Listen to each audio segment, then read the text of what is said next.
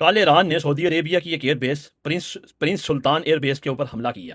اور وہ اس لیے کیا گیا تھا کہ ایران کا یہ کہنا تھا کہ ہمارے اوپر جو حملے کیے جاتے ہیں اس کے لیے اسی ایئر بیس کا استعمال کیا جاتا ہے۔ یہ حملہ ہونے کی دیر تھی تو کچھ ریال خور آگے نکل کے میدان میں، وہ جی حرمین شریفین کی سیکیورٹی جو ہے نا وہ خطرے میں آ گئی، اور پھر ہمارے یہ جو ریال خور یہ جو وہاں سیکیورٹی دینے کے لیے گئے ہوئے ہیں، خبر آئی ہے کہ انہوں نے بھی ایران کو خبردار کیا کہ اگر آپ نے سعودیہ کے اوپر اس طرح حملہ کیا تو ہم آپ کو جواب دیں گے۔ تو میرا ان کو یہ جواب ہے کہ یہ حملہ سعودیہ کے اوپر نہیں ہے، اور نہ ہی نعوذ باللہ یہ کوئی حملہ حرمین شریفین کے اوپر ہے۔ یہ حملہ امریکی اڈوں کے اوپر ہے جو کہ عرب ممالک میں بنے ہوئے ہیں۔ کس لیے؟ اب میں آپ سے یہ سوال پوچھتا ہوں کہ یہ جو عرب ممالک میں اڈے ہیں کیا اسرائیل سے بچانے کے لیے بنائے گئے ہیں، یا کوئی افریقہ سے کوئی ملک آئے گا اس سے بچانے کے لیے بنائے گئے ہیں؟ نہیں، بالکل بھی نہیں، صرف ایران سے بچانے کے لیے۔ اور امریکہ اپنی سیکیورٹی کے لیے، اسرائیل کی سیکیورٹی کے لیے ان کی سرزمین کو استعمال کر رہا ہے، اور اس کے بدلے میں